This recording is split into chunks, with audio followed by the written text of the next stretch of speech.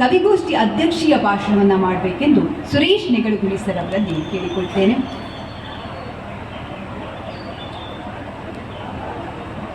ಅನೇಕ ಕವಿಗೋಷ್ಠಿಗಳಲ್ಲಿ ಕಾಣಸಿಗುವವರು ಅದಕ್ಕಿಂತ ಹೆಚ್ಚಾಗಿ ಹೇಳಬೇಕು ಅಂತ ಹೇಳಿದರೆ ಎಲ್ಲ ಭಾಷೆಯ ಪಾಂಡಿತ್ಯವನ್ನು, ಎಲ್ಲ ಪ್ರಕಾರಗಳ ಸಾಹಿತ್ಯದ ಎಲ್ಲ ಪ್ರಕಾರಗಳ ಪಾಂಡಿತ್ಯವನ್ನು ಇಟ್ಟುಕೊಂಡಂಥವರು.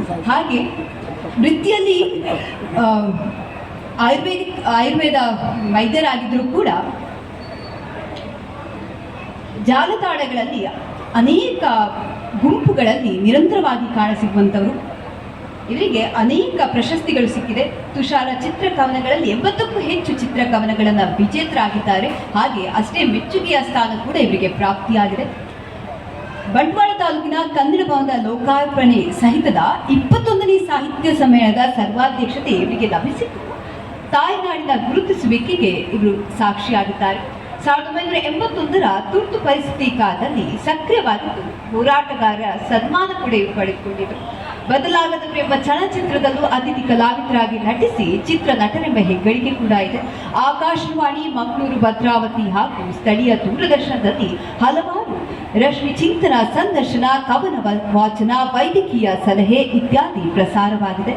JCHCF ಮಾಜಿ ಅಧ್ಯಕ್ಷ, ರೋಟರಿ ಸಕ್ರಿಯ ಸದಸ್ಯನಾಗಿದ್ದು ಈಗ ಕದ್ರಿ ಹಿಲ್ಸ್ ಲಯನ್ಸ್ ಸದಸ್ಯರಾಗಿದ್ದಾರೆ. ಇದೀಗ ಕವಿಗೋಷ್ಠಿ ಅಧ್ಯಕ್ಷೀಯ ಭಾಷಣಕ್ಕೆ ನಾವೆಲ್ಲರೂ ಕಾತರಾಗಿದ್ದೇವೆ.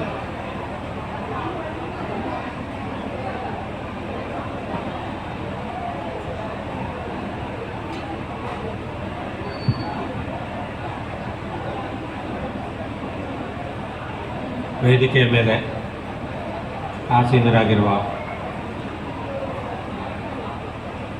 ಕರ್ನಾಟಕ ಚುಟುಕು ಸಾಹಿತ್ಯ ಪರಿಷತ್ತು ಕೇಂದ್ರ ಸಮಿತಿ ಹುಬ್ಬಳ್ಳಿ, ದಕ್ಷಿಣ ಕನ್ನಡ ಜಿಲ್ಲಾ ಸಮಿತಿ, ದಕ್ಷಿಣ ಕನ್ನಡ ಜಿಲ್ಲಾ ಚುಟುಕು ಸಾಹಿತ್ಯ ಸಮ್ಮೇಳನದ ಸರ್ವಾಧ್ಯಕ್ಷ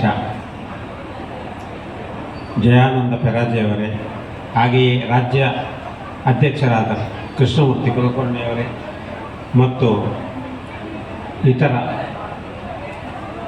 ಶ್ರೀ ರೇಮಂಡ್ ಡಿ ಕುನ್ನಾರ್ ಅವರೇ, ಶುಭಾಶಂಸನೆ ನೀಡಿದವರು ಮತ್ತು ಇತರ ಎಲ್ಲ ಕವಿವರ್ಯರೇ, ವೇದಿಕೆಯ ಮುಂದೆ ಆಸೀನರಾಗಿರುವ ಸಾಹಿತ್ಯಾಸಕ್ತರೇ, ಸಾಹಿತಿಗಳೇ, ಕಲಾರಾಧಕರೇ, ಪ್ರಾಯಶಃ ನಾನು ಕವಿಗಳ ಕವನವನ್ನು ಅಥವಾ ಚುಟುಕವನ್ನು ಒಂದೊಂದನ್ನೇ ಪದವಾಗಿ ಹೇಳುವ ಅವಶ್ಯಕತೆಯನ್ನು ಸಮಯದ ಕೊಲ್ಲುವಿಕೆ ಅಂತ ತಿಳಿತಾ ಇದ್ದೇನೆ ಇವತ್ತು. ಯಾಕಂದರೆ ಇದು ಹೋಗಿ ಮೇಲಾಗಿ ಚುಟುಕು ಸಾಹಿತ್ಯದ ಚುಟುಕು ಕವನದ ಸಮ್ಮೇಳನ. ಆದರೂ ಸಾಂಪ್ರತವಾಗಿ ನಾನು 2 ಕೆಲಸ ಮಾಡಬೇಕಾಗಿದೆ ಈಗ. ಒಂದು ಕವಿಗೋಷ್ಠಿ ಅಧ್ಯಕ್ಷತೆ, ಅದು ನನಗೆ ದಿಢೀರಾಗಿ ಸಿಕ್ಕಿ ರಾಷ್ಟ್ರಪತಿ ಕೊಟ್ಟಂಥ ಒಂದು ಅನುಜ್ಞೆ. ಒಬ್ಬ ಪ್ರಧಾನಿ ಇದ್ದಕ್ಕಿದ್ದಂತೆ ಇಲ್ಲವಾದಾಗ ನೀವು ಈಗ ಹಂಗಾಮಿ ಅಂತ ಹೇಳ್ತಾರೆ, ಹಾಗೆ ಗುಣಾಜ ರಾಮಚಂದ್ರ ಭಟ್ರು ಅವರ ಪರಕಾಯ ಪ್ರವೇಶವನ್ನು ಮಾಡಿಕೊಂಡು ನಾನು ಮಾತಾಡ್ತೇನೆ. ಹಾಗೆಯೇ ಇನ್ನೊಂದು ನಾನೇ ಮಾಡಬೇಕಾದ ಕಾರ್ಯ ಆರೋಪ. ಈಗ ತುಂಬ ಆರೋಪ, ಸಮಾರೋಪ. ಈ ಇವತ್ತಿನ ಕಾರ್ಯಕ್ರಮದ ಬಗ್ಗೆ ಆರೋಪಗಳನ್ನು ಮಾಡಬೇಕು, ಅದನ್ನೇ ಆ ಸಮಾರೋಪ. ಇಂದು ಆಟಿ ಅಮಾವಾಸ್ಯೆ. ಈ ಆಟಿ ಅಮಾವಾಸ್ಯೆಯ ದಿನ ಒಂದು ಪಾಲೆ ಕೆತ್ತೆ ಕಷಾಯ ಇದೆ, ಅದನ್ನು ಕುಡಿದ್ರೆ 1 ವರ್ಷ ನಿರೋಗಿ ಆಗ್ತಾರಂತೆ. ಹಾಗೆಯೇ ಇವತ್ತಿನ ದಿನ ಈ ಕವಿಗೋಷ್ಠಿ, ಚುಟುಕು ಗೋಷ್ಠಿ, ಸಾಹಿತ್ಯ ಗೋಷ್ಠಿಯಲ್ಲಿ ಭಾಗವಹಿಸಿದವ 1 ವರ್ಷ ಭಾಗವಹಿಸ್ತಾನೆ. ಹಾಗೆ ಆ ರೀತಿ ತಿಳಿದುಕೊಂಡು ಇಂದು ಭಾಗವಹಿಸಿದವರು ಒಂದು ರೀತಿಯ ಏನು ಹೇಳ್ತೇವೆ ನಾವು, ಸಂತೋಷವನ್ನು ಆಂತರಿಕವಾಗಿ ಪಡೆದುಕೊಳ್ಳುವುದು ಉತ್ತಮ ಅಂತ ಅನ್ನಿಸ್ತದೆ.